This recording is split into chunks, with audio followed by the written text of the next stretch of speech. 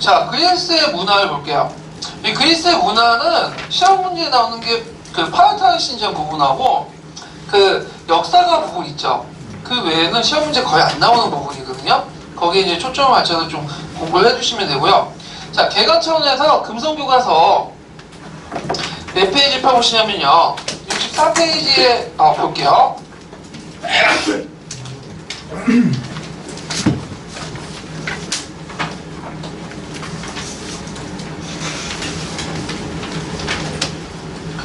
자, 그 64페이지 이제 인간 중심적인 합리적인 그리스 문화 보죠. 자, 그리스 문화의 특징 딱 보려면 인간 중심적이고 합리적이야. 네, 그래서 요 내용도 있는데, 자, 한번 읽어볼게요. 64페이지. 그리스인은 폴리스 민주 정치와 자유로운 시민 생활 속에서 합리적이고 인간 중심적인 문화를 발전시켰다. 이들은 신조차도 인간과 같은 모습과 건강하시는 존재로 여겼다. 이러한 신들의 이야기는 문학과 예술의 원천이 되었다. 문학에서는 처음에 서사시가 유행하였다. 호메로스는 일리아스와 오디세이아를 통해 트로이 전쟁의 영웅과 신들의 세계를 노래하였다. 이후 기원전 5세기 경에는 연극이 크게 발달하여 희극과 비극이 극장에서 상영되었다. 희극 작가로는 소포클레스가, 시극 작가로는 아리스토파네스가 유명하였다. 미술에서는 조화와 균형의 미를 기술한 신정과 건축과 조각이 발달하였다. 그리스인의 합리적인 태도는 철학을 크게 발전시켰다. 기원전 6세기 전경 아나톨리아 지방에서는 자연 철학이 발전하였다. 팔레스는 물을, 데모크리스토는 원자를, 엠페도클레스는 공기, 흙, 물, 물의 사 원소를 만물의 근원이라 주장하였다. 기원전 5세기 전 민주 정치가 발달하면서 수사와 변론을 가르치는 소피스트가 나타났다. 이들은 인간을 탐구하고 인간이 만물의 척도라고 주장하며 진리의 상대성과 중앙성을 강조하였다. 소피스트의 학문이 지나치 개변으로 흐르자 소크라테스는 이에 반대하며 보편적 절대적 진리를 강조하였다. 플라톤이 이상국가를 구상하였고 아리스토텔레스는 여러 분야의 학문을 체계적으로 정리하여 서양 문명의 기초를 닦았다. 역사에서는 헤로도토스가 그리스와 페르시아 간의 전쟁을 다룬 역사를 서술하여 역사학의 아버지라는 호칭을 얻었다. 한편 투키디데스는 모든 자료를 엄밀히 검토하여 역사적 사실을 바탕으로 펠로폰네소스 전쟁을 다룬 역사를 저술하였다. 자, 그러면 그리스 문화를 이제 볼게요. 그리스 문화를 이제 들어가기 전에 그 서양인들의 그 인식 구조를 좀 볼 필요가 있어요. 이게 이제 되게 이제 서양뿐만 인도 유럽어족들의 이제 인식 구조 관련되는 건데, 그 예전에 한번 역교로 시간에 또 잠깐 얘기를 했는데, 서양인들은 세계관이 두 개로 나눠져 있어요. 세계를 현상적인 측면하고 그 다음에 실제적인 측면, 이렇게 이제 두 개로 나누거든요. 형상이라는 것은 뭐냐, 우리가 오감을 가지고 있죠. 감각기관. 감각기관을 통해 인식할 수 있는 세계야. 그래서 이거는 이제 감각적인 세계고, 그 다음에 일시적인 것들이야. 가변적이야. 근데 이것은 진실된 모습이 아니에요. 얘네들은. 진실된 모습은 뭐냐, 현상을 보이진 않지만 현상을 움직이는 그 너머에 있는 세계, 이게 실제적 세계예요. 이게 이제 진실된 모습이야. 그래서 이제 이거는 보편적이고 영구적이고 그리고 법칙적인 성격을 띠고 있어요. 예. 그래서 요거는 현상적인 시대나 상황에 따라 달라질 수 있지만, 요 실제적인 모습은 시대나 상황이 아니라 모든 세계는 다 동일하게 적용이 돼. 그리고 실제적인 모습도 있다. 그래서 이제 서양의 철학은 되게 두 가지 흐름이 있는데요. 하나는 형상적인 측면을 되게 강조하는 흐름과, 또 하나는 형상적인 것보다는 그 밑에 있는 그 실제적인 측면을 강조하는 그 흐름이 있어요. 근데 그 중에 주주는 어디냐면 그 실제적인 모습, 형상보다는 그 형상 넘어서 그 형상을 움직이는 원동력이나 어떤 토대가 됐던 것들을 추구하는 그런 것들을 이제 철학이 발달되는데, 그래서 형상에 있는 것을 그 근원에 넘어가지고 그 형상을 움직이는 그 원동력을 뭐냐면 연구한 철학이 뭐죠? 형이사학이죠. 형이사학. 형이사학은 뭐야? 형상은 피지션이죠. 피지션에 그 넘어서 메타의 형상들을 움직이는, 보이지 않지만 그 형상을 움직이는 원동력을 연구한 철학이 형이사학이에요. 되게 이제 그 보편성을 강조하는, 그리스 철학의 보편성을 강조하는 소크라테스라든지, 그 다음에 아리스토텔레스라든지, 그 다음 플라톤이라든지, 그 다음 그 전에, 그 자연철학자들은 다 이런 보편성, 실제적인 측면을 강조해요.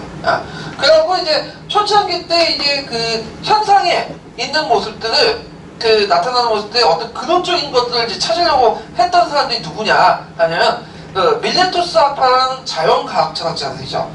초창기 그리스 철학자들 주로 이제 어느 지역에 살았느냐면 이오니아 지역에 있는 밀레투스 지역에 여러 자연과학자들 등장을 하는데요. 그래서 이 자연과학자들은 주로 이제 이 현상에 움직이는 자연적 원인에 대한 것들을 추구하게 돼요. 그래서 이제 현상을 움직이는 그 밑에 근원적인 뭔가 있을 거다. 그래서 어떤 사람은 이제 물이라고 하고, 어떤 사람은 불이라고 하고, 어떤 사람은 원자라고 하잖아요. 네. 그래서 한 개의 현상을 움직이는 것이 한 개의 요소로 이루어졌다면 이게 뭐예요? 이론론이 되는 거고요. 현상을 움직이는 것들이 두 개 있다면 이원론이 되는 거고, 그럼 현상을 움직이는 것들이 세 개면 다원론이 되는 거죠. 근데 이제 이런 자연과학자들은 자연현상만 연구했는데 이걸 인문 사회현상을 연구하기 시작한 사람은 누구예요? 소피스트죠. 이 소피스트는 뭐냐면 실제는 그렇게 중요한 게 아니라 뭐죠? 현상 자체를 중요해. 그래서 현상에 보이는 그 자체를 중요하기 때문에 되게 상대적이고 가변적이고 이런 일시적인 것들을 추구해요. 그런 것들을 반대해가지고 인간 사회에서도 어떤 보편적인 것도 있다. 그런 것들을 강조하면서 나타나는 사람이 누구죠? 소크라테스죠. 소크라테스 제자가 플라톤 제자가 아리스토텔레스 이렇게 연결되죠. 그래서 좀 기억을 해주시고요. 자, 이런 현상과 실제를 구분하는 그런 것들은 단순 철학뿐만 아니라 문학이라든지 예술이라든지 이런 것들이 그리스의 문학이나 예술이나 이런 걸 다 반영이 돼요. 조각이나. 그래갖고 예를 들어가지고 건축을 볼 때, 자, 이 교과서에 보면 얘네들은 아까 현상보다는 뭘 강조한다고 했죠? 실제를 강조한다고 했죠? 실제 자기 눈에 보이는 다양한 기준보다는 보편적 기준, 이상적 기준을 하죠. 그래서 항상 건축을 만들 때도 건축 비율이 몇 대 몇이냐면 1대 1.6대 1이에요. 거기 이제 그 보면 파라타나 신전의 그 황금 비율 있죠? 1대 1.6대 1이야. 왜냐면 이게 제일 이상적인 형태이기 때문에. 그리고 이것이 또 건축에도 나오는데, 건축뿐만 조각에도 나타나는데, 예를 들어서 이제 조각상을 만들 때, 그 그리스인들은 여자 조각상을 별로 안 만든다고. 뭐 여신상 외에는. 왜냐면 여자는 이상적인 존재가 아니야. 육체적으로 뒤떨어져 있어. 남자보다. 그래서 남자의 모습을 만들어요. 제가 그렇게 말하는 여성 차별적인 관점이 아니라 그리스인들이 얘기했다는 거예요. 그리스인들이. 그래서 가르치면 왜 여성을 차별하냐는데 그 제가 생각하는 게 아니라 그리스인들이 그렇게 생각했다는 것 뿐이고, 하여튼 남자의 육체를 되게 중요시 여겨요. 그리고 남자의 육체도 저같이 여러분같이 뭐 뚱뚱하고 뭐 키 작고 그런 게 아니라 제일 이성적인 송중기 같은 그 모습들을 그려놓은 거예요. 그러니까 현실에 존재하지 않는 사람들을 조각을 시켜. 이게 뭐냐면 그리스인이 뭘 추구했다? 실제 이상적 미를 추구하기 때문에. 근데 이에 관해서 이제 그 헬레니즘 시대에 들어가면 이런 그 실제적인 것보다는 현상적인 걸 강조해. 이때는 남자뿐만 아니라 여자도 이제 강조하고, 그 다음에 뭐냐면 주관적 미를 강조해. 이상적 미보다. 그러니까 예를 들어 우리가 강호동을 보고 어떤 여자분 참 잘생겼다고 하시는 분 있어. 이해는 안 되지만 근데 이건 뭐 때문에 그러죠? 현상적 미 때문에 그러죠. 어떤 애들이 예전에 의외고 있을 때 나보고 잘생겼대요. 그래서 근데 이해는 안 됐는데 근데 나름대로 얘는 주관적 미가 있는 거지.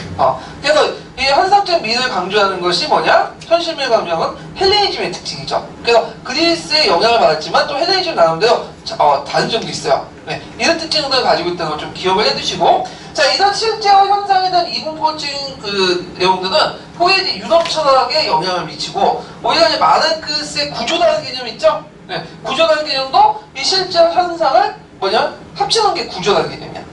그리고 또 우리가 이제 보면 그리스인이나 고대 철학자들은 수학을 강조하죠. 수학을 왜 강조하겠어요? 수학은 현상적인 것이 아니라 실제적인 거기 때문에. 왜냐면 1+1이라는 것은 다른 세계에 다 똑같이 적용되잖아. 그러니까 보편적으로 가지고 있기 때문에 이걸 수학을 되게 강조하는 거야. 그 속에 뭔가 진리가 있다고 생각하면서 이제 연구하기 시작한 거죠. 자, 그런 특징을 가지고 있다는 걸 좀 기억을 해두시면 될 것 같아요. 자, 그러면 문화의 특징까지 특징을 보죠. 특징은 핵심 키워드는 두 가지죠. 상당히 인간 중심적이다. 그래서 인간 중심적으로 이제 들어가는 게 뭐냐, 신화에도 많이 반영돼 있죠. 그래서 일리아드와 오디세이에 와는 전쟁 영웅들의 신대 세계는 인간의 세계가 똑같아. 신도 똑같이 인간의 감정을 갖고 있어요. 그래서 이제 인간하고 다른 것은 뭐죠? 강력한 신과 불사, 죽지 않는다는 뿐이지 똑같은 힘을 가지고 있다. 그래서 상당히 인간적이고 현세적인 것을 가지고 있고, 그 다음에 상당히 합리적이다 라는 거죠. 합리적이고, 그 다음에 아까 이상주의자죠. 그래서 미를 추구할 때도 뭘 추구한다고 했죠? 실제적인 미, 이상미를 강조하고, 그 다음에 이상적인 것들을 자기가 생각하는 어떤 비율에 따라서 건축이나 조각을 만들죠. 조화와 균형을 되게 강조한다. 이런 것들 좀 기억을 해두시면 될 것 같아요. 자, 의는 보면 요 그리스 문화는 후에 이제 로마에 전달돼서 기독교 문화와 함께 그 서양 문화의 2대 지주가 됐다. 그래서 기독교 문화는 뭐라고요? 헤브라이즘이라고 하죠. 근데 그리스 문화는 이제 나중에 헬레니즘에 이제 영향을 주죠. 그래서 헬레니즘과 헤브라이즘은 서양 어떤 그 문화의 2대 축이 되죠. 양대 축이. 그런 것들 좀 기억을 해두시면 되고요. 종교는 다신교죠. 12개의 신을 믿는 다신교고, 그 다음에 이제 올림푸스 신들이 있어서 이제 12명의 신을 상당히 중요시했는데, 제우스가 제일 중요하고, 제우스의 부인이 헤라죠. 이런 것도 있고, 신들 간에는 또 서열관계가 있어요. 그래서 이제 각 그 도시에 모시는 수호신에 따라서 그 도시의 위세에 따라서 이제 서열화되어 있다. 자, 그 다음에 이제 그 델피 신전 같이 이제 국가대사나 국가대사들은 그 뭐냐면 신탁하는, 신에게 묻는 그런 것도 있다는 걸 좀 기억을 해두시면 돼요. 자, 철학을 보죠. 철학에서 는 정신은 뭐냐면 합리주의 정신이야. 이 합리주의라는 건 뭐냐 하면 현상에는 뭐가 있다? 실제가 있고, 그 실제에는 어떤 보편적인 법칙이 있다는 거야. 그 보편적 법칙을 통해서 밝혀내면 인간 사회가 발전될 수 있다. 그 믿음이 합리주의거든요. 그래서 그 그리스 문화의 특징은 뭐라고 했죠? 합리적이라는 게 거기에서 이제 얘기 나온 거예요. 그래서 이제 철학 과정을 이제 발전 과정 보면 초창기 철학은 무슨 철학이다? 자연 철학이죠. 자연 철학. 그래서 이제 이오니아 지역에 밀레토스 학파가 있는데 그 기원전 6세기 때 형성이 됐어요. 그래서 우주를 형성하는 그 형상계에 있는 그 근본적인 원인들이 뭔가, 그 근본적인 원인들을 이제 탐구하는 거죠. 물론 지금의 입장을 때 상당히 유치한 거예요. 예를 들어 이제 텔레스 같은, 텔레스는 이제 자연과학자의 철학자, 자연과학의 어떤 뭐냐면 창시자인데, 이 사람은 일식을 예고했고 만물의 근원, 그러니까 실체적인 걸 물려왔어요. 물이 모든 걸 세상에 좌우한다. 자, 그 다음에 그 외에도 이제 헤라클레토스는 만물을 유전한다. 이렇게 주에 불을 받고, 파르메니데스는 그 상을 보는 불변이기 때문에 변화하는 한 쌍이고 실제는 완전하게 불가한 거대한 전체다. 그 다음에 데모크리토스는 원자로 맞죠. 근데 이것까지 외울 필요는 없어요. 그런 게 있구나 하고 넘어가시면 돼. 그래서 시험에 떨어지신 분들은 항상 이런 것들 외우고 있더라고. 참 답답해, 내가 보면. 그래서 이게 그러니까 이걸 하는데, 그 다음에 이제 소피스트죠. 소피스트는 이 사람은 이제 기원 개방론자라고 이제 알고 있는데, 이 사람의 철학적인 특징은 뭐냐면 실제보다는 뭘 강조한다? 현상적인 측면을 강조한다는 거야. 그리고 자연계를 연구하는 게 아니라 사회를 연구하죠. 인간 사회. 왜냐면 이제 BC의 그 5세기 때 이제 특징을 보면, 이때 이제 페르시아 전쟁 이후에 아테네 민주정치가 발전이 됐어요. 그리고 각 곳에 이제 그 그리스에 있는 그 사람들이 아테네 몰려들기 시작하죠.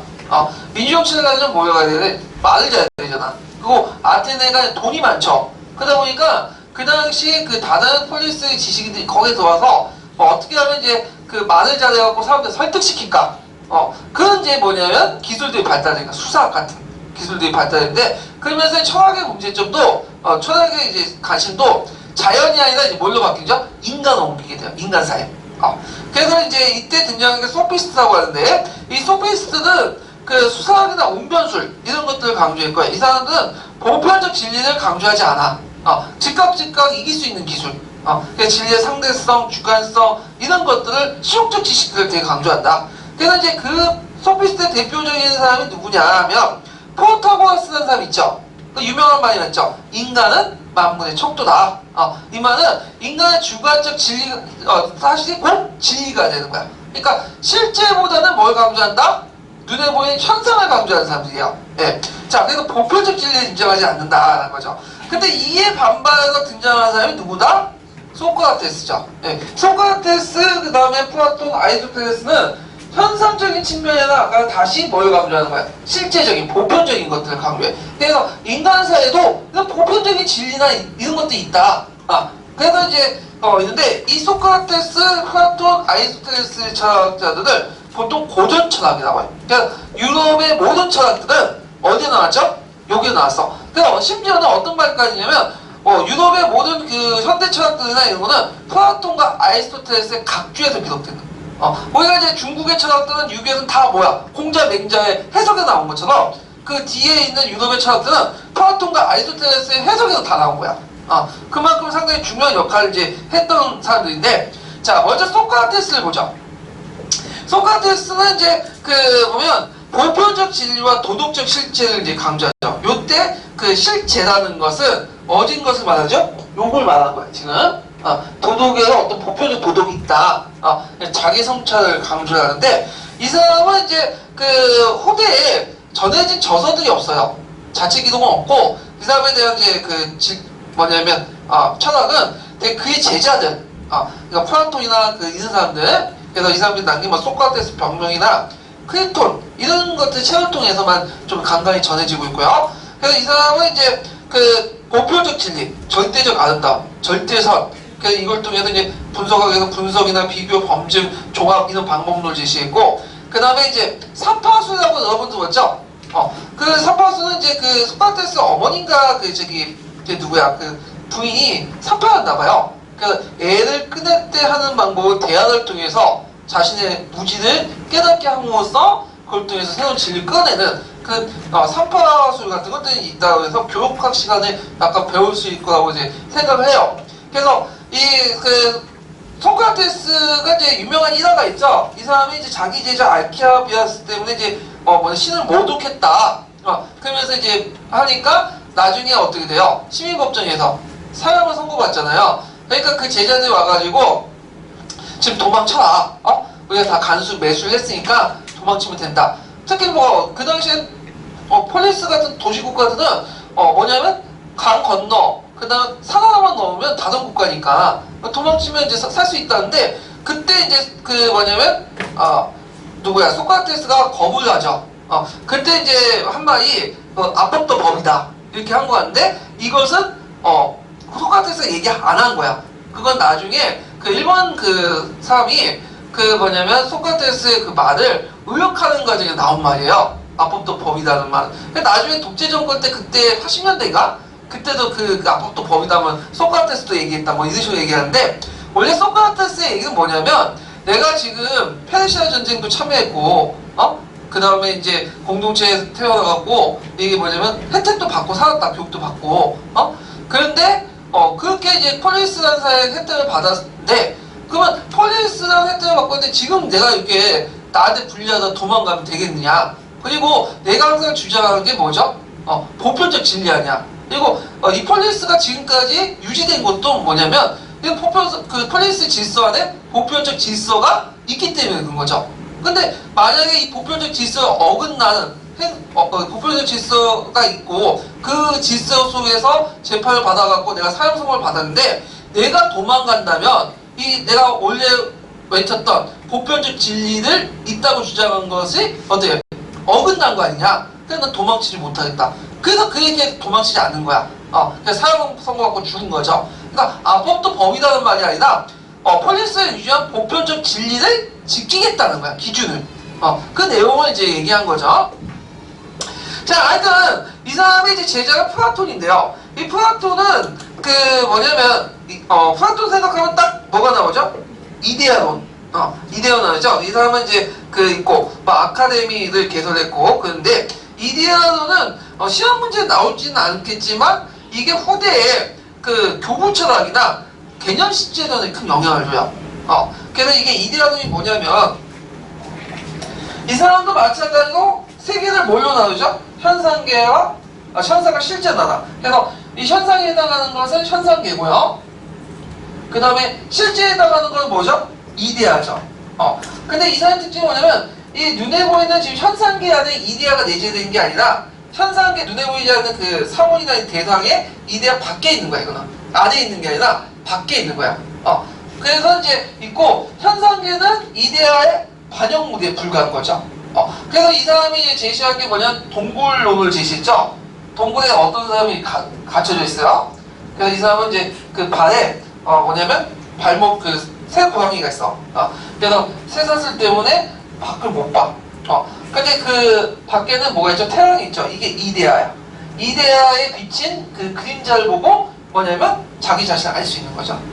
그래서 현상에 대한 잔존물이 되는 거죠. 근데 이걸 이데아를 보려면 자기가 지금 새 고양이를 매여 있는데 이걸 끊고 나서 봐야지만 이데아를 볼 수 있는 거죠. 이 끊을 수 있는 사람이 누구다? 사유할 수 있는 철학자다. 그래서 철학자가 뭘 해야 된다?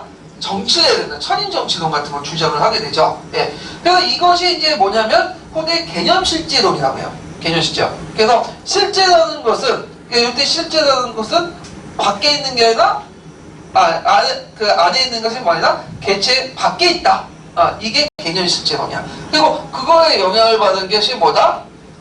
교구철학이야. 이때는 이제 어떤 식으로 해석하죠? 여기에 현상에서는 인간이고 실제는 뭐죠? 신의 의지죠. 인간의 의지. 그러니까 신의 의지는 인간의 의지는 신의 의지와 별개물이고 인간의 의지는 신의 의지와 예속돼 있다. 그래서 이런 말들이 이제 나온 거죠. 이건 좀 뒤있다 얘기할 텐데, 자, 그래서 이제 이런 것들이 플라톤의 철학이고요. 그 다음에 아리스토텔레스 철학을 보죠. 이 아리스토텔레스 철학도 있는데 이 사람도 이제 뭘 주장하냐면 이 사람이 주장한 게 뭐냐면 이제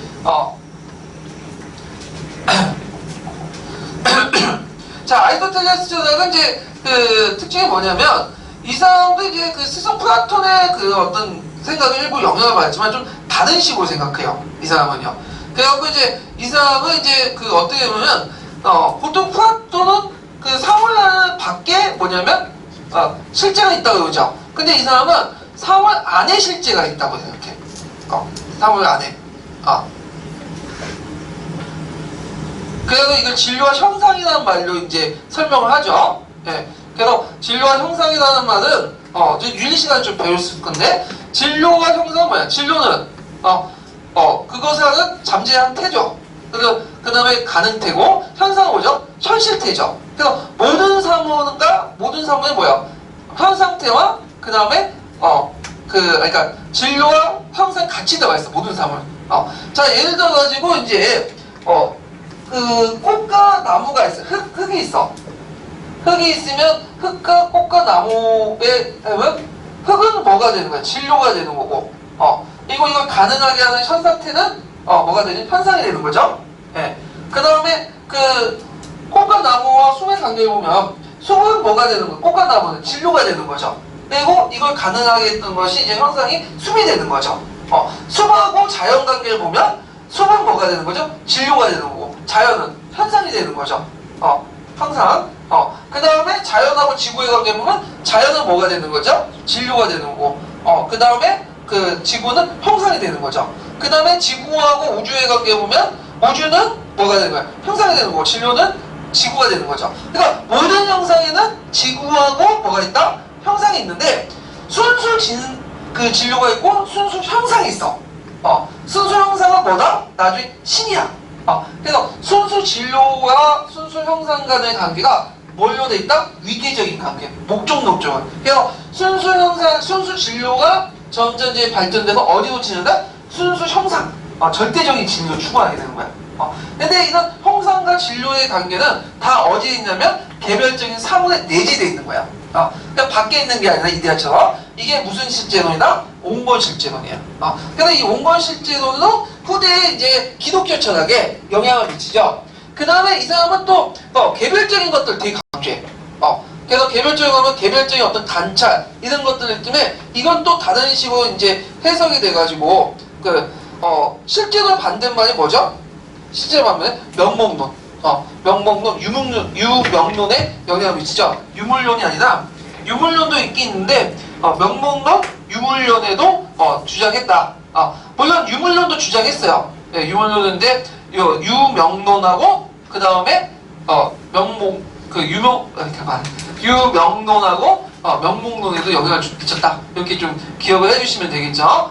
자, 그래서 아리스토텔레스는 해석 여야자로 온건실제론가, 그 다음에 또 유물론을 바탕으로 한 유명론과 그 다음 명목론에 영향을 줘서 나중에 무슨 논쟁을 발생시켰죠? 공유 논쟁을 발생시켰죠. 예, 요 부분은 나중에 제가 그 스콜라 철학할 때 좀 얘기할게요. 그래서 스콜라 철학 그 논의에서 공유 논쟁은 요가 관련된 거야. 그래서 아리스토텔레스 철학을 어떻게 해석할 거냐, 플라톤 철학 어떻게 해석할 것이냐, 이걸 또 종교와 어떻게 신학과 연결시켜 해석할 것이냐, 그 문제들인데, 자, 그 다음에 이제 그 아리스토텔레스는 학문의 폭이 넓어. 그래서 논리학, 형이사학, 자연사학, 윤리학, 그래서 다양한 학문들을 정립을 시켰다. 이런 것들이 이제 있고요.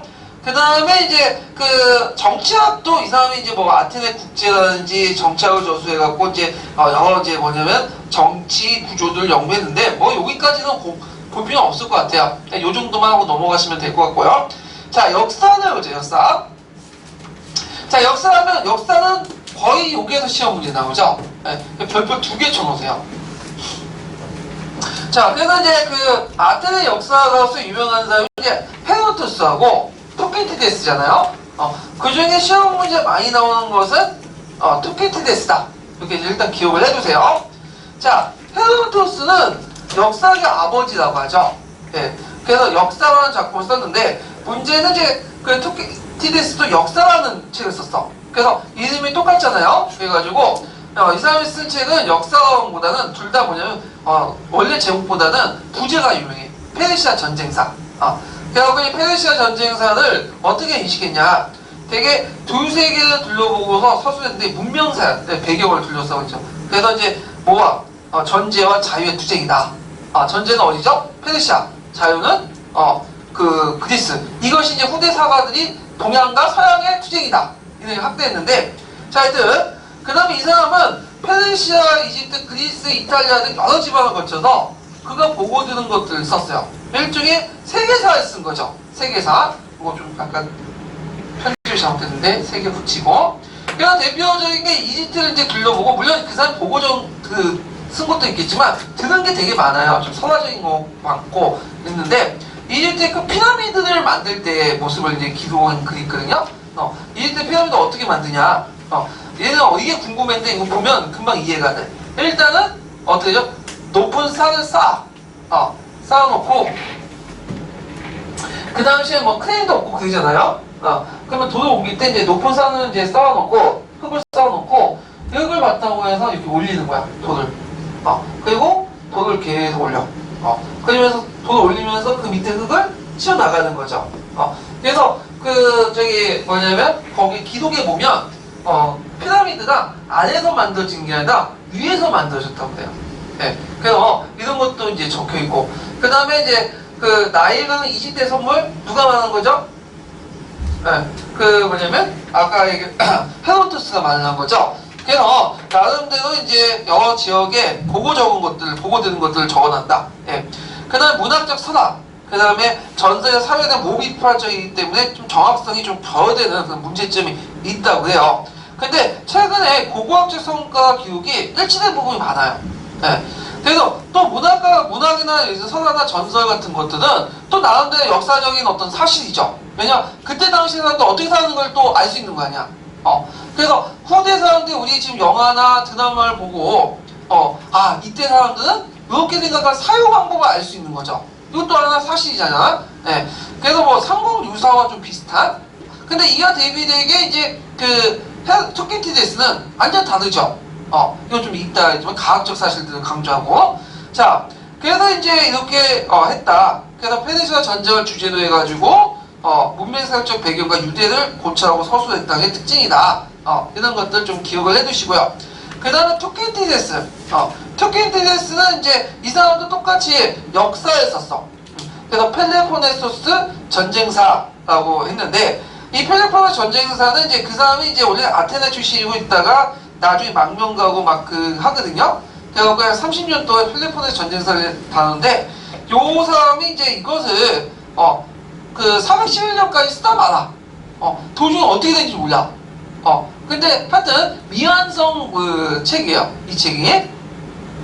자, 이 사람의 특징을 보면 이거 꼭 외워두셔야 되겠죠. 사유에 대한 깊은 주의와 면밀한 검토를 해서 직접 경험. 그러니까 그 헤로도토스처럼 뭐 보고 들은 걸 적은 거 아니야. 그러니까 들은 자는 거 전문 자료를 준 게 아니라 자기가 직접 본 것만 적은 거야. 들은 게 아니라. 그래서 상당히 객관성을 유지했고요. 그 다음에 역사적 사실, 초자연적 사실과 구별했어. 뭐 신이 어떻고 그런 얘기는 다 없었어.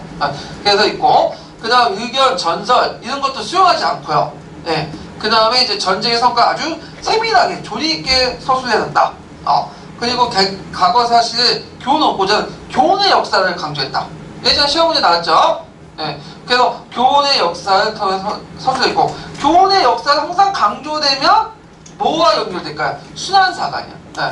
이거는 하나 공식처럼 외워두세요. 네. 왜냐하면 교훈의 역사는 항상 뭘 전제하고 있냐면 과거인들이나 현재인들이 똑같이 인간성을 공유하기 때문에 과거의 행동이나 현재 행동이 똑같을 거다라는 전제가 한 거예요. 그럼 역사는 뭐다? 반복된다는 그 논리예요. 그래서 이런 그 순환사관을 강조했다.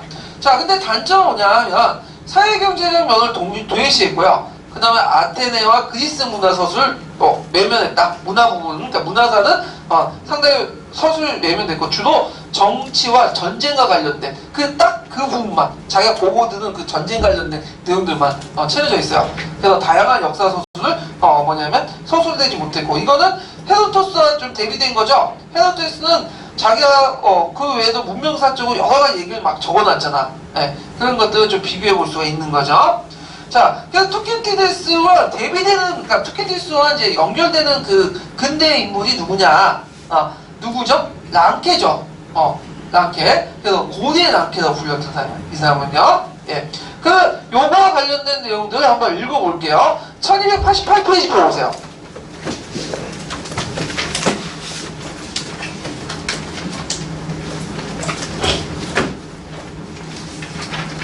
자, 예전에 한번 나왔던 건데, 그 1288페이지에 보면, 토키디데스의 역사소설 부분이 있죠. 요거 꼭 외워두세요. 네, 요거 중요한 거기 때문에, 사랑스 총괄 개론 있는 부분도 한번 쭉 다 읽어볼게요. 네.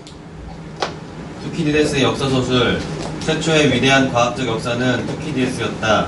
그는 증거와 사료를 주의 깊게 면밀히 검토했을 뿐 아니라, 역사 사실을 초자연적 사실과 구별짓고자 하였다. 그는 펠리포네소스 전제아에서 아테인에 대한 동정을 억누르고 객관성을 유지하면서 냉정하게 기술하였다. 그는 과거 사실을 잘 이해함으로써 미래의 역사 과정에 대비하기 위한 교훈을 얻고자 하는 이른바 교훈적 역사를 서술하였다. 그는 소피스트의 회의적인 태도와 실제성의 추구에 영향을 받기 시작했으나 과학적 역사를 목표로 내세워 의견, 전설, 소문을 물리치려고 노력하였다. 그러나 사회 경제적 면을 도외시하였다는 점에 그의 사관이 결함이 있다. 헤로도토스와 대조적인 또 한 사람의 위대한 역사가는 투키디데스이다. 그는 아테네의 부유한 가정에서 성장하였으며 펠리포네소스 전쟁 때는 트라키아 정벌군의 사령관으로 임명되었다가 작전에 실패하여 아테네로부터 추방된 일도 있다. 그의 역사는 그가 직접 보고 또한 경험한 펠리포네소스 전쟁사이다. 그는 서두에서 매우 짤막하게 그리스타를 개간하고 곧바로 전쟁의 기원을 취급하고 이번부터 전쟁의 경과를 세밀하게 서술하고 있다. 투키디데스는 가능한 모든 자료를 수집하고 이를 엄밀하게 검토하여 그 정확성을 확인하고 있다. 그의 문장은 훌륭하며 서술은 정확하고 사소한 사건이나 세부적인 것을 완전히 파악하여 그것을 서술 전체에 조리 있게 교묘하게 연관시키고 있다. 이러한 점을 모아 그를 과학적 비판적 역사서술의 시조라고 불러 무방할 것이며 또한 바로 이 점을 들어 헤로도토스보다 높이 평가하려는 의견도 적지 않다. 그러나 투키디데스가 위대하고 탁월한 역사일수록 그가 전쟁의 경과에만 초점을 맞추지 말고 그 시야와 관심을 기원전 5세기 아테네와 그리스 문화에까지 확대시켰더라면 하는 아쉬움이 남는 것이다. 예. 자, 그러면 관련된 기출문제를 좀 풀어볼게요.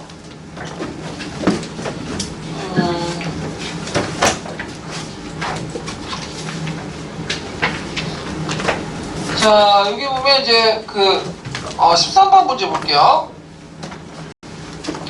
자, 고대 그리스의 대표적인 역사가인 헤로도토스와 토킨티데스에 대한 설명에서 토킨티데스에 더 가까운 것은 이렇게 있는데, 자, 인간의 심리 동기를 파악하는 능력이 뛰어나고, 시간의적 흐름에 따라 사건의 연관관계에서 이제 인간관계 개념을 만들었다. 맞죠? 그래서 펠로폰네스 전쟁에 대한 어떤 기술들이 되게 잘 돼 있고요.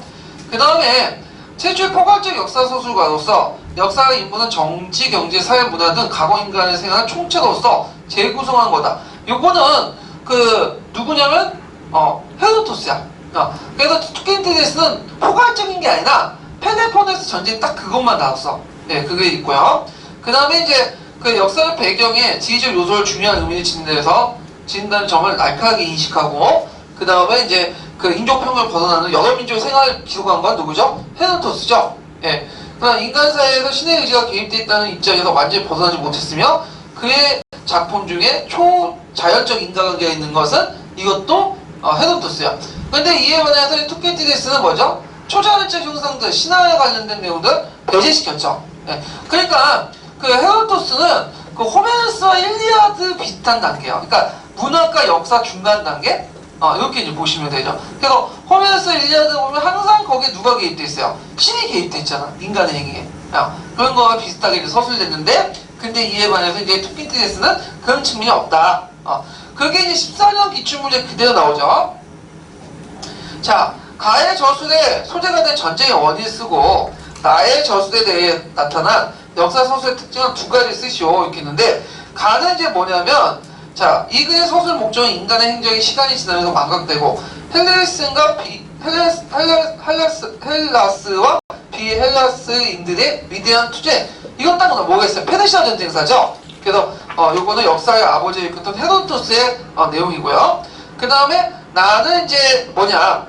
자, 내가 기술의 역사에는 선화가 없어서 재미가 없을 거다. 그러나 과거의 그런 인간은 이거 선화가 없어서 재미가 없을 거다? 선화 배제했죠? 누구죠? 투키디데스죠. 예. 자, 전쟁의 배경은 이제 페르시아의 지중해 세력 확대로 인해 그리스 식민도시 압박, 그러니까 이오니아 그리스 식민도시에 발현한 아테네 지원, 그 다음에 동부 지중해 패권을 둘러싼 페르시아 그리스 대입, 이렇게 쓰시면 되고요. 자, 역사서술의 특징, 아까 정리했던 걸 써야 되는데, 요때 뭐 특징이 어떠냐, 서술이 어떠냐, 이렇게 해갖고 좀 있는데, 서술이나 특징이나 다 포괄해서 보시면 돼요. 예. 그래갖고, 과학적이고 비판적 역사서술, 그 다음 자료를 엄밀히 검토해 서술, 역사사실, 초자연적 사실과 구별하고, 교훈적 역사서술, 그 다음에 의견, 전설, 소문을 배제하고 직접 보고 들은 것들을 서술했다. 그러니까 전문 자료를 배제했다는 거죠. 1차선을 중심으로 했고, 전쟁의 경과를 세밀하게 인간관계에 따라 서술했다. 그런 것들을 좀 서술하시면 될 것 같죠. 자, 그 다음에 문학을 볼게요. 문학 들어보기 전에 그 뒤에 또 하나 있네. 15번 문제 볼게요. 15번 문제.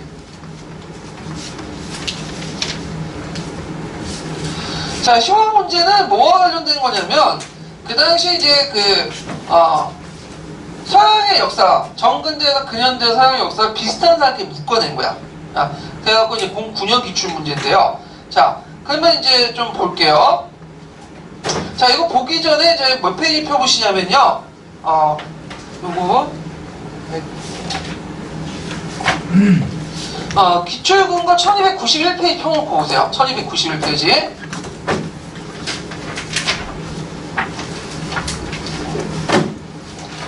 자, 서로 짝지어야 되는데, 고대 역사가와, 그 다음에, 현재 역사가 이제 서로 비슷한 단계를 묶어내는 거죠. 그래서 이제, 일단은, 요거 이제, 세 개로 묶어낼 수 있어요. 요사용이 지문에 나오는 것처럼, 세 개로 묶을 수 있는데, 하나가 이제 뭐냐면, 세계의 진행 과정에 따라서 규명을 하는 건데, 그러니까 보편적 법칙성을 되게 강조하는, 그래서, 근대 역사로서 보편적 법칙성을 강조하는 사람이 누구냐? 하냐면, 헤겔이죠. 헤겔은 여러분도 알다시피 이제 번죽번죽 방법론에 따라서 정반합의 원칙에 따라서 역사가 진행이 된다. 이런 것들을 이제 강조를 했죠. 그래서 결국에는 딩체대의 그런 간접적인 나라가 어떤 나라죠? 자유주의학 프로이센을 이렇게 설정했죠. 상당히 국가주의적인 어떤 냄새가 강한 사람인데, 그 다음 폴리비우스는 이거 노마 시대 때 이제 그 역사가 원래 귀족 출신이었다가, 그리스 귀족 출신이었다가 노마의 포로 잡혀요. 그래서 노마가 왜 발전됐는가? 이걸 이제 뭐냐면 세계사적 관점에서 서술됐다라는 거죠. 이 부분은 좀 나중에 뒤에 얘기를 하고, 그 다음에 이제 사실적 객관적 역사 소설을 강조하는 사람들 있죠. 누구랑 묶을 수 있냐면 랑케와 투키디데스 이렇게 묶고 있어요. 그래서 랑케와 투키디데스 이제 부분은 아까 이제 봤으니까 좀 보시면 될 것 같아요. 자, 그러면 한번 이제 보면요. 자, 그 다음에 이제 또 여기 없지만 또 헤로도스와 니비우스 또 묶어낼 수 있죠. 헤로도스와 니비우스는 어떤 측에서 묶어낼 수 있을까요? 네거티브 강조. 이런 거와 이제 묶어낼 수가 있죠. 네. 그럼 한번 이제 문제 풀어볼게요. 해겔은 세계사적인 그 진행 과정을 밝히려고 한다. 그런 세계사의 진행이란 바로 정신이며 이 정신적 자유를 향하는 거대한 과정을 왔다. 그래서 여기에서 좀 특징이 뭐냐면 독일은 그 프랑스와 영국처럼 혁명이나 토론, 의회를 통해서 제도를 개선하지 못해. 그러니까 제도를 통해 근대화되지 못하는 그 특징이 있거든요. 얘네들의 근대화는 뭐냐면 간접적 근대화야. 그래서 그 당시 독일 같은 경우에는 이제 융커 세력들이 지배를 하고 있었고 보수 세력들이 지배를 하고 타다고 하니까 독일의 지식인들은 영국이나 프랑스 지식인처럼 투쟁이나 의회를 통해서 근대적 개혁 같은 거는 혼도 못 봐요. 그러니까 그 사람들이 할 수 있는 건 뭘까요? 그 간접적인 정신승리죠. 오늘날 말하면. 그래서 이 정신승리를 되게 강조해. 간접적 자유화. 그러니까 외면을 못한 걸 내면을 통해서 근대화시키려고 하는 그런 모습을 피게 되는데, 자, 하여튼 그에 의하면 세계사는 이성이 지배하여서 지배되고 역사는 자유에 본질한 정신을 구현된 구현된 장이고 이 정신을 전개시킨 것이 이성이다. 그 다음에 이제 랑케와 관련된 것들이죠. 그래서 랑케는 그 나중에 설명했지만 그 역교에서 설명해 마녀의 신론이라는 뭐예요?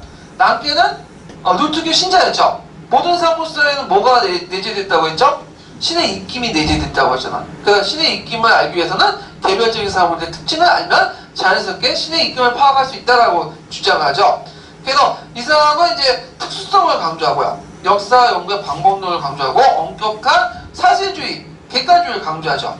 자, 그러면 기흑과 관련된 고대 철학자들은 누굴까요? 짝지어 봐야 되겠죠? 누구죠? 폴리비우스죠? 네. 그 다음에 또 뭐냐면 니은은 엄격한 사실주의, 객관주의는 투키디데스 이렇게 연결시켜서 보세요. 그래서 이제 세계사적 진행 구조는 해겔과 폴리비우스, 그래서 사실적 객관적 역사수는 랑케와 투키디데스, 그 다음에 이제 헤로도스와 니비우스 이렇게 묶어낼 수가 있죠. 예. 자, 그래서 이렇게 해서 이제 보고요. 여기에서 한번 그 해겔하고 그 랑케 부분만 한번 읽고 넘어갈게요. 1291페이지 거기 세계사 진행 과정의 규명하고 요건 다 읽고요. 해겔만 읽고 그다음 랑케 부분 한번 읽고 넘어갈게요. 네. 칸트에 시작된 칸트에서 시작된 독일 관념 철학은 피아테를 거쳐 해겔에 이르러 전장에 달하였다. 해겔의 철학은 논리학, 법철학, 역사철학 등 다방면에 걸쳐 있다. 그에 의하면 세계사는 세계정신이 스스로를 나타내는 과정이다. 그 과정은 변증법이라는 동적인 발전 개념으로 설명하였다. 즉 역사의 발전은 기존 질서인 정, 태제와 이에 도전하는 안티테제의 대립과 이를 지향하는 합, 진태제의 성립이라는 과정의 연속이었던 것이다.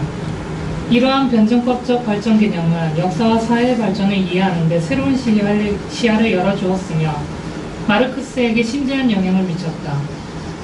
해겔은 알렉산더 대왕, 카이사르, 나폴레옹 등을 세계사적 영웅으로 꼽고 국가의 중요성을 강조하기도 하여 20세기 독재체제의 사상적 선고로도 해석되지만 그가 생각한 최종적인 정치적 진퇴제는 관념적이기는 않아 자유주의화된 프로이센 국가였다. 네, 그 다음 부분 랑케 한번 읽어볼까요? 역사 연구와 역사 서술의 발달은 19세기에 이르러 독일의 랑케에 의하여 과학적인 역사학으로 발전하였다. 랑케는 역사가의 주관이나 시대의 편견을 배제하고 엄밀한 사료 비판을 통하여 과거가 본래 어떠한 상태에 있었는가를 객관적으로 밝히는 것이 역사 연구의 임무라고 주장하였다. 랑케의 뒤를 이어 독일에서는 물론이지만 프랑스와 영국에서도 역사 연구는 큰 성황을 이루었다. 이렇듯 19세기 역사학이 크게 발전한 것은 학문의 전반적인 융성과 관련이 있지만 특히 낭만주의와 민족주의의 자극이 컸다. 민족주의와 낭만주의는 서로 결합하여 정치면에서 보수적인 경향을 낳는 한편 민족의 과거나 전통에 관심을 돌리고 계몽 사상이 멸시하였던 중세 문화를 새롭게 보려 하였다. 자, 그 다음에 이제 문학을 볼게요.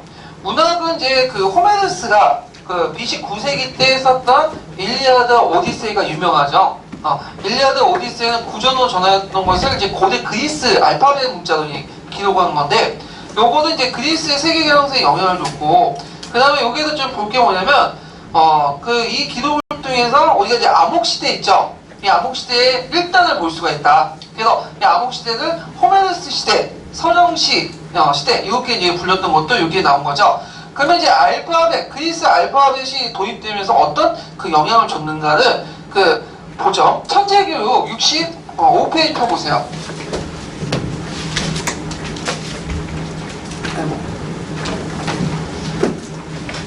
천재교육 65페이지.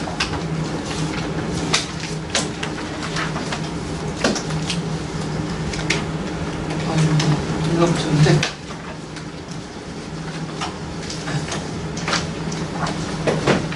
이게 천재교육 하나만 나와있어요. 천재교육만 좀 전문적인 내용인데 외워두실 필요는 있을 것 같아요.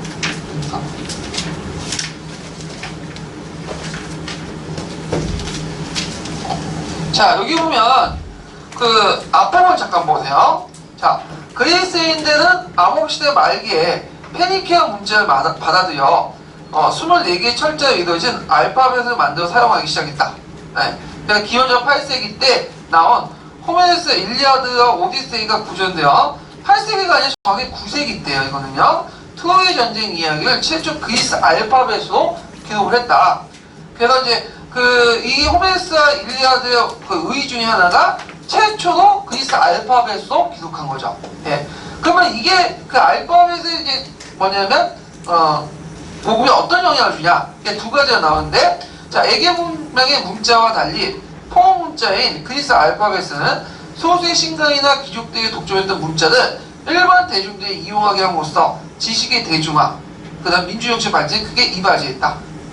그리고 이제 평민들은 일상생활 물론이고 종교와 정치, 공적 활동에 적극 참여한 자기 생각을 문자로 표현할 수 있고, 그 다음에 알파벳 기록된 문화, 철학, 역사 등 폴리스의 많은 유산들이 오늘날까지 전해진다. 그러니까 세 가지 정리하는 데 두 가지가 세 가지. 첫 번째는 그 당시 일반 대중의 문자를 적극적으로 보급하면서 지식의 대중화와 민주정치 발전을 공헌하고, 그 다음에 평민들도 일상생활에서 자신의 생각을 말할 수 있고, 그 다음에 뭐죠? 그리스의 유산을 후대에 크게 영향을 전해줬다.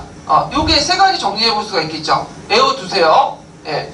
자, 그래서 이렇게 해서 이제 봤고, 그 다음에 이제 헤시오도스라는 사람인데, BC 7세기 때, 그 당시 이제 그 일가 나날, 신통기, 그걸 썼던 사람인데, 그걸 통해서 이제 사포화폐 경제 발달을 통해서 양극화 형성이 일어나고, 이것이 농민몰락을 이제 초래하죠. 그래서 소농민 입장에서 이제 뭐냐면 기록을 했다. 일가 나날과 신통기 같은 그런 작품들 이제 남겼고요. 그 다음에 여조 시인이 있죠. 샤프. 그 스파르타 통해 이제 시인이 있다는 거 좀 기억을 해두시면 되고, 그 다음에 이제 아테네나 이런 그리스에서는 그 시곡도 발전됐지만 시곡보다는 비극이 더 발달했어. 비극은 이제 왜 발달되냐면 디오니소스 제전이라고 아까 얘기했죠. 이 디오니소스 제전 때 그 당시 이제 무슨 것을 하냐면 비극을 해. 비극. 그래갖고 이제 비오니소스 제전 때 신에게 바치는 합창에서 유래됐다고 해요. 비극이. 그래갖고 아이스킬로스, 그다음 소포카스, 그다음에 에우리피데스 이런 사람도 있다는데 그런 사람이 있구나 넘어가시면 되고요. 그때 이제 야외극장에서 이제 보통 공연을 하는데 이게 이제 사람이 많고 이제 뒤에 있는 사람들은 잘 모르잖아요. 그러니까 이제 얼굴 표정 이런 것들 잘 모르죠, 배우들의. 그래서 그 얼굴을 좀 더 부각시키기 위해서 뭘 썼냐면 가면을 썼다고요. 그래서 가면을 보고 이 사람의 캐릭터 이런 걸 파악할 수 있도록 이렇게 이제 했다고 그러거든요. 그 다음에 이제 시극 같은 경우에는 이제 아이소파네스라는 사람이 있는데 이 사람은 나중에 소크라테스를 비난했다. 그래서 소크라테스를 시하하고 희롱했던 사람은 유명한데 이런 게 있구나 넘어가시면 돼요. 예. 자, 그 다음에 미술과 건축을 보죠. 요것도 별표 하나 쳐놔야 되겠죠? 자, 미술과 건축을 보면 예술 전반의 특징, 균형과 조화, 그 다음에 단순한 고귀함미, 거기 또 빠진 이상미. 그 상당히 이제 그 현상보다는 실제적인 모습들을 되게 강조하기 때문에 이상적인 미를 강조해. 이상적인 미들. 그리고 이제 비율이 딱딱 맞는다고 했죠? 1대 1.6대 1인가? 1.6대 1 이렇게 비율이 맞고요. 그 다음에 되게 단순해. 왜냐면 단순함 속에서도 어떤 독자적 미세계를 추구했다. 이런 것들이 특징이라는 거. 그 다음에 이제 특징은 아름답고 균형잡힌 신전 건축이 되게 다수고 12식이라는 것은 이제 쭉 기둥이 나열되는 형태죠. 그 다음에 엔타시스가 해갖고 엔타시스는 우리식으로 따지면 고려시대 배울림 양식 있죠. 배울림 양식은 이제 일종의 착시 효과를 막기 위해서 이제 한 건데 왜냐하면 이게 그 기둥을 꼿꼿이 세우기에는 멀리서 보면 오목하게 보여. 그래서 이걸 불룩하게 만들기 위해서 해야지만 멀리서 보면 이게 반듯하게 보이죠. 그 다음에 또 이제 두둑하게 하면 이제 뭐냐면 지붕의 하중을 홀좀 받을 수 있죠. 예, 그런 것들 이제 기능적인 측면도 있다.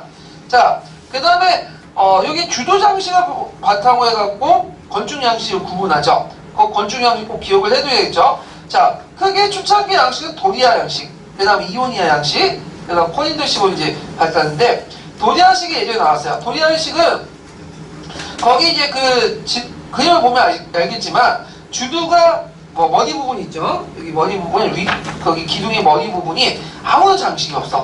그러니까 대표적인 게 파라타의 신전, 아테네 여신 신전, 헤파이투스 신전 뭐 이런 신전들이 있다는 걸 좀 기억을 해두시면 되고요. 자, 그 다음에 이제 이오니아 양식인데 이오니아 양식은 여기 보면 가늘고 주두의 네모소리 간단 소용돌이가 있어요. 소용돌이 보이시죠? 그 다음 코린도식인데 이 코린도식은 이집트 그리스 말기 때 등장하는 양식이에요. 근데 이오니아 양식은 좀 더 화사하게 복잡하고 아름답게 표현한 건데 거기에 소용돌이에 아카소스 잎사귀 장식을 첨가해요. 이거는 이제 그리스에서 만들어지긴 그리스에서 만들어졌지만 실제로 로마 시대 때 널리 확산됐던 양식이다. 그리고 뭐 조각상, 아테네 여신상, 스코파스 뭐 등등등이 있다는 것 좀 기억을 해두시고 조각상에서 항상 강조되는 건 뭐다? 상당히 이상적인 미를 강조했다. 이런 것들이 특징이죠. 자, 그러면 관련된 기출문제 아까 풀어봤죠? 요거 관련돼 갖고 예. 자, 그러면 이제 넘어가서 이제 알렉산더 제국과 헬레니즘 문화로 넘어갈게요.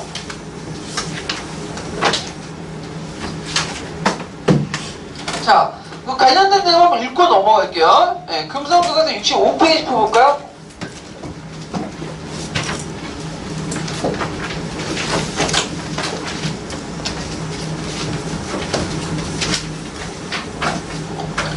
자, 일단 알렉산더 제국 성립에서 이제 정치 부분만 한번 읽고 넘어갈게요. 예. 마케도니아와 필리포스 이제는 페르시아 원정을 계획하였으나 암살당하는 바람에 뜻을 이루지 못하였다. 아버지의 뒤를 이은 알렉산더로스는 기원전 333년에 중동 원정에 나서 페르시아 제국과 이집트를 정복하였다. 그는 인더스강 유역까지 진출하여 유럽, 아시아, 아프리카의 세 대륙에 걸친 대제국을 건설하였다. 알렉산드로스의 정복 활동으로 지중해에서 인도에 이르는 동서 교류로가 열렸다. 알렉산드로스는 페르시아의 선식제재를 받아들였고 그들의 의복이나 관습을 사용하였다. 또한 그리스와 페르시아를 하나로 묶고자 그리스 남성과 페르시아 여성의 결혼을 장려하였다. 한편 알렉산드로스는 정복지 곳곳에 자신의 이름을 딴 도시인 알렉산드리아를 건설하여 그리스인을 이루었다. 그중 이집트 알렉산드리아의 규모가 가장 컸으며 이후 펼쳐진 헬레니즘 시대의 손꼽히는 대도시가 되었다. 그러나 알렉산드로스가 죽은 후 그의 제국은 마케도니아, 시리아, 이집트 등으로 분열하였고 교훈은 1세기 후반 유럽에 모두 로마에 정복되었다. 네. 자, 그럼 이제 마케도니아 왕국을 볼게요. 원래 마케도니아는 지금 국가도 있죠. 마케도니아고 그리스 반도 북쪽에 있었던 사람들이에요. 이들은 같은 그리스 계통이었지만 그리스에서 약간 번방 지역에 있었던 민족이기 때문에 그리스로부터 바로바로 야만족 취급받았어. 같은 민족이 아니다. 그래서 이 마케도니아인들은 그 뭐냐면 여러 부족 국가로 이루어지다가 필리포스 2세 때 이런 부족 국가들 하나의 통일왕국이 결성이 되죠. 그래서 필리포스 2세는 통일하고 나서 그리스 정복을 하고 항복을 받고 나고 있다가 암살을 당해요.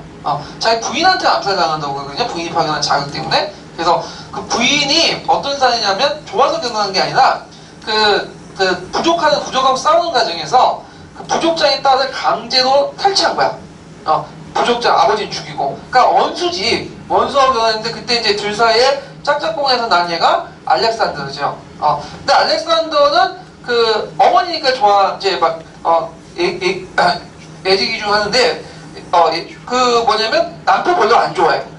그래갖고 이제 얘를 암살하고 자기 아들이었던 뭐냐면 알렉산더를 이제 왕위에 앉히죠. 얘가 이제 그때 약간 20살 어린 나이에 이제 왕이 되죠.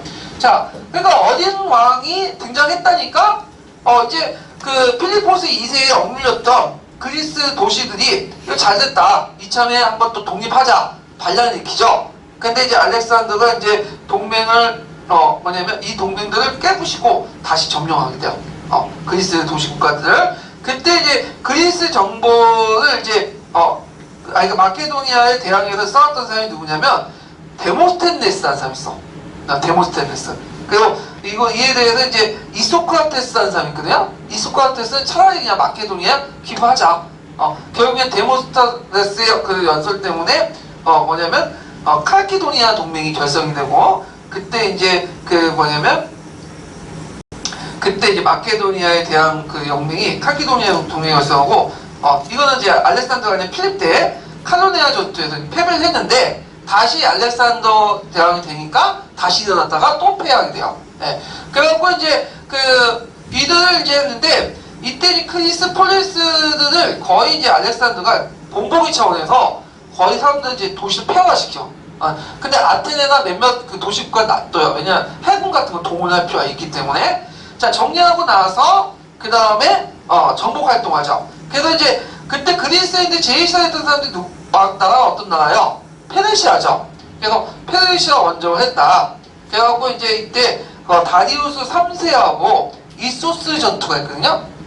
이소스 전투에서 그때 다리우스 3세를 격파하죠. 그래서 이때부터는 이제 싸워보지도 못하고 맨날 도망가고 그 도망가는 과정에서 이제 이집트라든지 그 다음에 이제 이집트라든지 그 다음에 이라크, 이란, 아르메니아, 아프가니스탄을 점령하게 돼요. 그리고 다리우스 3세는 부하한테 죽고 말죠.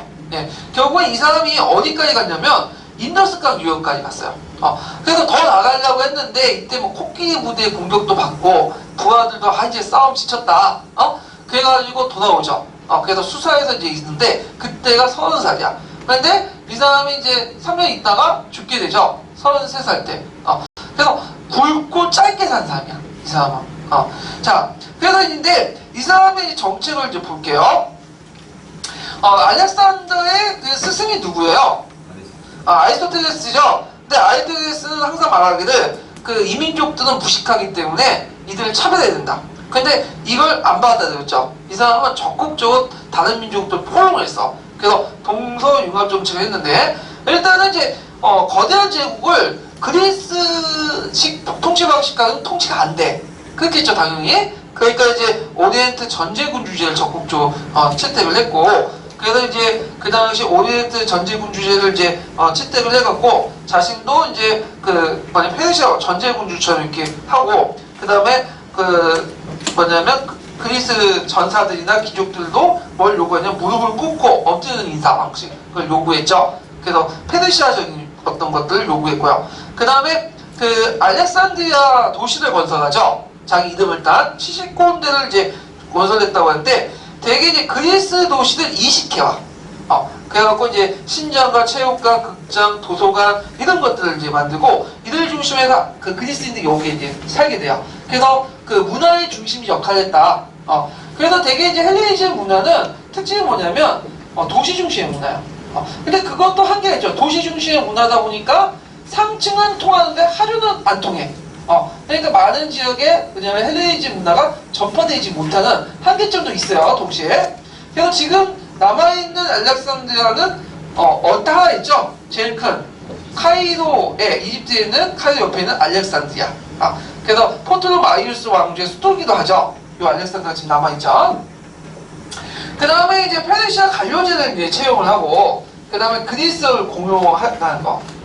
그 다음에 이제 국제 결혼을 이제 장려를 해가지고, 그 당시 그리스인하고 주로 이제 군인들이죠. 그 다음에 또 뭐냐면 그 페르시아 여자 결혼을 시켜. 그 결혼보다는 예전 동거를 해줬는데 그냥 인정해줬다는 거야. 그러니까 첩을 이제 뭐냐면 이렇게 해가지고 했는데 나중에 알렉산더가 이제 죽고 나서 다 이혼했다고 그래요. 네, 마누라가 무서웠는지 이혼해버렸고, 그 알렉산더 자체도 박테아 공주였던 그 박테아 공주하고 이제 결혼을 하죠.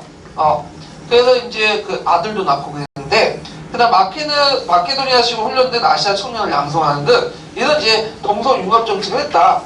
자, 그 다음에 이제 알렉산더가 죽었는데요. 이 알렉산더는 그 부인하고 아들 한 명을 낳았다고 해요. 근데 그때 그 죽을 때 나이가 33살이었고 아들이 2살인가 3살밖에 안 됐어. 그러니까 이제 그 장군들이 자칭 알렉산더 후계자라고 하면서 지네끼리 치고받고 싸워요. 그래서 이제 제국이 개편이 되죠. 그래갖고 이제 마케도니아는 안티고노스 왕조, 마케도니아 그리스를 지배를 하고요. 그럼 제일 넓은 영토를 어떻게 세라우쿠스 왕조죠. 그 다음에 제일 쉽게 왕이 됐던 사람이 누구냐면 포톨로마이오스야. 원래는 이집트 총통이었다가 그 뭐냐면 알렉산더 죽고 나서 지가 이제 파라오가 된 거야. 그래서 이제 포톨로마이오스 왕조인데 그 예전에 알렉산더 대왕 관련된 영화가 있었죠. 5년인가 6년인가 2006년에 나왔던 건데 거기에 내레이션 역할을 했던 사람이 포톨로마이오스예요. 이 사람 제일 쉽게 왕이 됐어. 그래갖고 이제 있는데 차례차례 다 누구한테 멸망당해요. 나중에 로마한테 멸망당하고 마지막으로 이제 그 멸망당한 왕조가 포톨로마이오스. 우리가 이제 알고 있는 클레오파트라도 이 포톨로마이오스의 마지막 왕이죠. 그래서 이제 포톨로마이오스가 끝난 그 BC 1세기 때가 이제 뭐냐면 알렉산더 제국의 멸망이에요. 그래서 알렉산더 제국, 정치적 알렉산더 제국은 알렉산더가 세운 거야. 그 다음에 그 뭐냐면 계승 국가들, 헬레니즘 국가들, 알렉산더 계승 국가들까지 포함되는군요. 그래서 보통 정치적 헬레니즘은 어디서 온다? 알렉산더부터 이 포톨로마이오스 왕조의 멸망까지. 그쵸? 문화적 헬레니즘은 계속 가죠. 예, 그 영향력이 되게 강하니까. 예. 그래서 이제 포톨로마이오스 왕조를 멸망시킨 레이저는 유명한 악티움 레이저이죠. 이건 나중에 얘기를 하고요. 자, 그러면 헬레니즘 문화의 특징을 이제 볼게요. 헬레니즘 문화의 특징. 예, 그거 보기 전에 금성교과서 한번 읽고 넘어갈게요. 금성 66페이지 볼까요?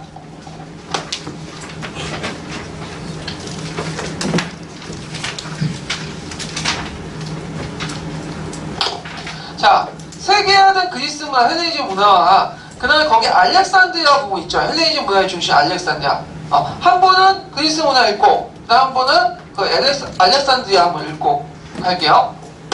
알렉산드로스가 죽으면 그리스의 알렉산드로스가 등록한 지역에서 분성한 문화를 헬레니즘 문화라고 합니다. 헬레니즘 문화는 기본적으로 그리스 문화를 바탕으로 하고 있으나 이전에 폴리스가 성격에서 벗어나 보다 일방적이며 개인적이었다. 이는 비지역적이었으므로 세계적인 문화의 문화였다. 헬레니즘 문화에서 가장 대표적인 것은 철학인데 문명을 억제하고 이상적인 삶을 추구하려는 스토아과와 삶의 행복을 위해 마음의 안정과 연두가 얻고자 하는 에피쿠로스가 유명하다. 특히 스토아과는 생명으로서의 의미를 강조하는 신앙이 있어 로마인들이 많이 보여주었다. 자연과학도 크게 발달하였다. 수학에서는 에오클레이데스가 기하학을 발전시켰고 물리학에서는 아르키메데스가 구조 원리를 발전하였다. 천문학에서는 아리스타르토스가 태양 중심적을 주장하였고 에라토스테네스는 지구의 자우선을 측정하였다. 의학도 발전하여 기원전 300년에 인체 연구가 시작되었다. 예술 분야에서는 그리스 시대의 이성적인 아름다운 분야는 현실적인 아름다움을 추구하였다. 건축에서는 화려한 핀트 양식이 유행하였고 조각에서는 미래의 분양시상, 라오콘 풍상, 이케상 등이 만들어졌다. 헬레니즘 미술은 동서 국민의 절정과 덕으로 국민국까지 전파되어 빈나라 양식의 힘입되는 영향을 주었다. 자, 그러면 이제 헬레니즘 문화의 특징을 이제 볼게요. 자, 이게 예전에 기출문제 나왔던 건데, 자, 특징을 크게 4가지로 볼 수가 있어요. 4가지로. 하나는 이제 그 동서 문화 융합이 됐다. 동양과 서양의 문합이 융합이 됐죠. 그래서 초폴리스적인 어떤 특징을 가지고 있죠. 초폴리스. 그래서 이들이 강조하는 것은 뭐냐면 보편적인 문화, 국제적인 문화 특징을 가지고 있다. 보편성과 국제성을 특히 보편성을 되게 강조했던 문화죠. 예. 그래서 왜 보편성을 강조하냐? 자, 예전에는 그 그리스 도시 국가 당시에는 자기만 하면 됐어. 근데 이제 뭐냐면 헬레니즘 국가에서는 다문화 사회잖아요. 그러니까 자기 민족 문화뿐만 아니라 다른 민족도 공유할 수 있는 문화가 필요하죠. 보편적 문화, 보편성. 자, 그러면서 이제 나왔던 것이 뭐냐면 자연법 사상이죠. 자연법 사상. 자, 자연법 사상은 어디서 나왔죠? 스토아학파에서 나왔죠? 자연법이라는 건 뭐예요? 실정법을 초월한 법이죠. 실정법의 근원이 되는 법이고 100% 만족하진 않아도 90% 동의할 수 있는 법. 이게 자연법이야. 이 자연법은 뭘 강조하는 사상이다? 보편성을 강조하고 후에 이제 자연법 사상 같은 경우에 농업법을 정비하거나 후에 이제 뭐 근대 자연법 사상에도 영향을 미치죠. 네. 그래서 이런 것들을 좀 기억을 해두시면 되고요. 그 다음에 두 번째 특징은 뭐냐? 자, 여기 두 번째 특징은 개인주의야. 개인주의. 개인주의가 발달했다. 개인주의가 왜 발달됐냐 하면, 자, 포레스 시대 때는 개인이 꼭 시민이고, 시민은 뭐죠? 정치 참여를 해요. 그래서 이 사람들의 논리는 거대 담론이야. 정치, 경제, 사회 어떤 거대 담론을 논하는데, 헬레니즘 시대 때는 헬레니즘 제국의 특징은 뭐냐면, 오리엔트식 관료제를 받아들였죠. 그러니까 이제 정치에서 시민들이 소외됐어. 정치 누가 하는 거죠? 황제나 그 전문 관료들이 하는 거야.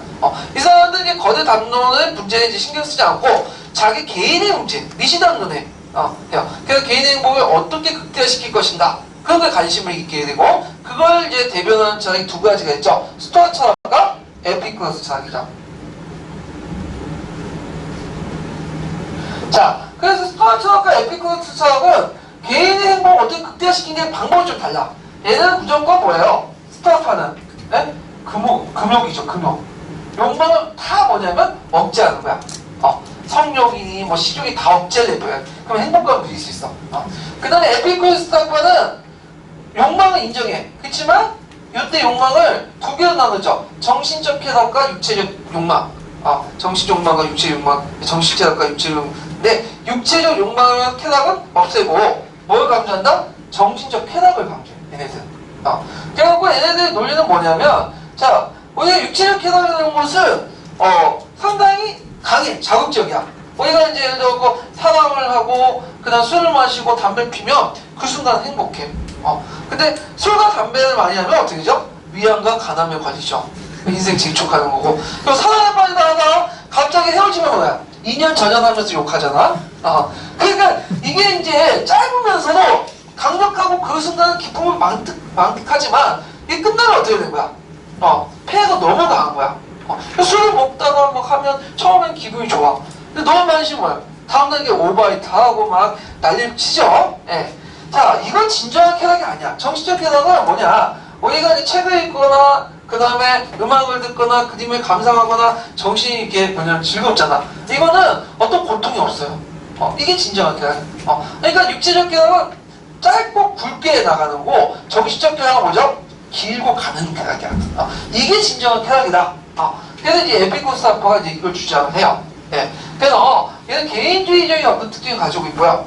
그 다음 세 번째로는 뭐냐 하면 자연과학이 발달됐죠. 자연과학. 그래서 이제 앞에 이제 여러 이제 그 학자들이 뭘 했고 했는데 이게 중요한 게 아니라 핵심 키워드는 자연과학이야. 왜 자연과학이 발달됐냐? 그 배경을 그 헬레니즘 제국이 있었던 시대가 어떤 시대예요? 어떤 영토를 하고 있죠? 영역을? 예전에 메소포타미아나 이집트나 뭐가 발달된 시대? 자연과학이 발달. 그거에 연결시켜서 이제 보시면 되겠죠? 그 다음에 이제 예술에서 보면 간능미, 그 다음에 주관적인 미, 상대적인 미 이런 것들을 강조하죠. 그래서 요거는 뭐와 다르다고 했어요? 그래서 이상미들 주관과 다르죠. 조화와 균형 이상미 아니라 간능과 주관적 미를 강조해. 그래서 간능미가 뭐예요? 이렇게 학생들이 묻죠. 자, 이걸 보면 거기에 이제 66페이지에 보면 저기 밀레 비너스상과 나하고 군상 같은 것들이 보이는데 조각상 보이죠? 예. 그럼 이걸 보면 간능미 하면 좀 설명이 안 되는 부분이 있어. 근데 여러분들 이제 아이돌 가수 있잖아요. 아이돌 가수, 잘생긴 오빠하고, 섹시한, 동생들 보면 어떤 여자 가수들 보면 어떤 느낌이죠? 그게 간능미야. 예. 딱 다르죠? 말로 설명할 수 없지만, 그 아이돌 가수 생각하면, 이게 소녀시대 생각하면 딱 느끼는 게 있잖아. 그래서 송중기 생각하면 딱 느끼는 것도 있고, 이게 간능미야. 어려운 건 아니죠? 예. 그 다음에 주관적미는 아까 좀 말한 것처럼, 보통 이제 그리스 사람들 생각은 항상 머릿속에 송중기만 있어. 근데 이 사람들은 송중기 외에도 옆집 아저씨도 자기가 아름다울 수 있다. 그리고 이 사람들은 여자도 같이 그죠. 그래서 그리스인들은 여자 육체에 타락했기 때문에 안 그리죠. 근데 이 사람들 여자 조각상도 많이 그리잖아요. 그래서 이런 특징을 갖고 있다. 그래서 이런 것들은 그리스의 미세계와 예술가 좀 차이점이 확 드러나는 부분이다. 이런 것들 좀 기억을 해두시면 될 것 같아요. 자, 그 다음에 그 옆에 이제 알렉산더 읽었나요? 그 다음 분 알렉산드리아 한번 읽어볼게요. 그 다음 분 누구시죠? 알렉산드로스는 영국지 곳곳에 약 30여 개의 알렉산드리아를 건설하였는데 그중 이집트의 알렉산드리아가 가장 발전하였다. 이곳은 도시계획에 따라 지중해 부근의 나일 강가에 세워졌는데 높이가 약 135m에 이르는 등대가 유명하였다. 이 등대를 따라 상인들은 동양에서 향로와 기름을 가져와 교역하였다. 또한 이집트의 알렉산드리아에는 세계 각지에서 많은 학자들이 모여들었다. 이곳에는 학문과 예술의 여신 뮤즈를 모신 작별한 뜻의 무세이온이라는 왕실 연구소가 있었는데 70만 권의 장서를 갖춘 도서관, 공무원, 식물원, 천문대, 실험실, 해부실이 있어서 약 100여 명의 교수들이 연구를 하였다. 이곳에서 배출한 학자로는 최초로 지구의 굴레를 측정한 수학자 에라토스테네스, 지동설과 유사한 태양 중심설을 처음 주장한 천문학자 아리스타르투스, 평면 기하학을 완성시킨 수학자 에우클레이데스, 기중의 원칙을 발견한 물리학자 아르키메데스 등이 있다. 예. 그래서 알렉산드를 보면, 오늘 이 알렉산드는 이집트에 있는 알렉산드인데, 135m의 등대도 유명하고요. 그 등대에 따라서 이제 상인들이 동서구역을 이제 했고, 또 이집트 알렉산드리아는 세계 각지 학자들이 모였다고요. 그래서 이제, 여신 무주에 모신 장수한테 무세인이라는 망실 부속 연구소가 있고, 도서관, 동물원 이런 것도 있는데, 여기서 이제 알 수 있는 것은, 그 당시 이제 천학이라든지 생물학, 그다음 화학, 물리학, 그다음 지지학, 이런 지리학 같은 여러 학문들이 이제 발달이 되고요. 그래서 각 영역의 지식이 전문직 학자들이 이제 출연했고, 이걸 누가 이제 후원을 해줬냐면 군주가 후원을 해줬어. 그런 특징들이 있다는 걸 좀 기억을 해두시면 될 것 같아요. 자, 그 다음에 다시 넘어가서 그 영향과 한계를 볼게요. 헤어진 문화라는 것은 이제 영향은 로마나 이슬람 자연과 간다라 미술에 영향을 미치죠. 특히 간다라 미술 같은 경우에는 영인데, 간다라 미술은 이제 왜 형성됐냐면 그 헬레니즘 왕국 중에 이제 그 아프가니스탄 지역에 세워진 왕조가 있어요. 그 왕조가 박트리아 왕조가 있어요. 박테리아가 아니라 박트리아. 예. 박트리아는 그리스계 그 왕조가 있었는데, 이때 이 왕계 지배층들이 뭘 받아들이냐면 불교를 받아들여. 근데 초기의 불교는 불상이라는 개념이 없었죠. 불상은 아상이나 섬기지 말라고 했으니까, 자신아 아상을 섬기지 말라니까 어떤 불상도 없었어. 그래서 부처의 모습을 그릴 때 발자국이나 고디수나 이런 건 상징적인 거 이렇게 했는데, 이게 그리스인들한테 답답한 거야. 왜냐면 예전에 제우스를 섬기는 신이 습관이 있었잖아요. 조각상을 만들고. 그래서 이렇게 이제 습관이 있기 때문에 부처도 조각상을 만들기 시작해. 이게 불상이야. 최초의 불상은 간다라 불상이다. 그러다 보니까 이제 누구의 모습을 띠겠어요? 그리스인들 모습으로 이제 만들어냈겠죠. 자, 그 다음에 한계는 뭐냐면, 아까 말한 헬레니즘 문화의 특징은 도시 중심의 문화예요. 알렉산드리아는. 그 다음에 오리엔트 본래 사회 성격은 도시 이외에 달라질 게 없어. 이게 또 안 되는 게, 그리스 문화와 오리엔트 문화 중에 어느 게 더 위대한 문화야? 더 상위 문화죠? 문화가 어떻게 발달돼? 오리엔트 문화가 발달된 거지. 문화라는 거는 위에서 밑으로 흘러가는 거지, 밑에서 위로 올라가는 건 아니거든. 그래서 주로 이제 그리스 도시 중심으로 해갖고 3층에만 영향을 준 거지, 저변은 크게 바뀌지 않았다는 거죠. 예.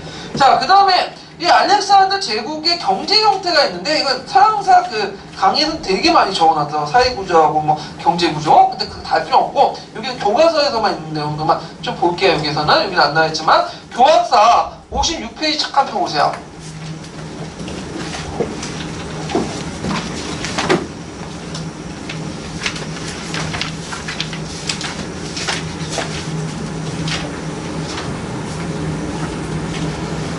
교학사 56페이지. 네, 여기. 자, 교학사 56페이지에 보면 그 밑에 있죠. 첫 번째, 두 번째, 세 번째 단락을 볼게요. 세 번째 단락. 자, 헬레니즘 시대에는 비록 정치적 분열이 있지만 경제, 문화적 통일성은 유지되었다.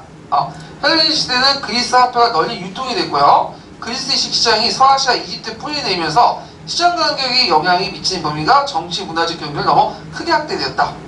그러니까 이제 약간 뭐와 비슷하죠? 춘추 전국시대 정치적 분열도 있지만 이렇게 이제 경제적 통일성이 유지됐다고 하죠. 지중해 인도에 이르는 동서교역로가 열려 상공과 무역 규모도 커졌다. 또한 그리스어가 공용어 사용하면서 서아시아, 이집트 지역에 그리스 문화가 전파됐다. 그래서 경제 부분이 있는데 요 정도만 좀 파악을 해두시면 될 것 같아요. 경제는. 예. 자, 거기 확인학습 한번 펴보세요. 알렉산더의 동서융합 정책이 무엇인가? 쉽지만 세네 가지 쓰고 나올 수 있겠죠? 네, 그거 한번 써보시고요. 자, 그래가지고 이렇게 해서 이제 그 헬레니즘 문화를 이제 풀어봤고, 헬레니즘 문화를 봤고요. 그러면 이제 관련된 기출문제를 좀 볼게요. 161페이지 17번 문제를 보세요. 그래서 알렉산더 제국의 헬레니즘 문화 많이 나올 것 같은데 지금까지 딱 한 문제 나왔어. 예전에. 자, 그러면 이제 보면요. 헬레니즘 시대에 대한 설명으로 가리가 먼 것은 자, 일단 1번 자연과학 분야가 발달됐다. 맞죠? 그 다음에 세계 시민주의 세계관이 형성이 됐고요. 그 다음에 전체주의가 강조돼서 개인주의 풍조가 사라진 게 아니라 개인 풍조가 확산됐죠. 예, 그래서 이제 있고 그 다음에 전체주의하고 전제주의는 다른 거죠. 여기는 전체주의와 전제주의가 이제 정확한 말하는 거죠. 예, 전제주의는 뭐예요? 권력이 한 사람에 집중되는 거야. 전체주의는 개인보다 전체가 강조되는 거고. 여기는 전제주의라는 말이에요. 근데 이게 뭐 그때 이제 전하는 과정에서 잘못될 수도 있고, 이게 이제 하여튼 틀린 거죠. 4번을 보면 알렉산더 대왕은 동서융합 정책을 시행했다. 예, 이런 것들 답이 3번이 나오겠죠. 그래서 오늘 여기까지 하고요. 다음 시간에는 이제 노말과 부분을 할게요. 오늘 수고하셨습니다. 감사합니다.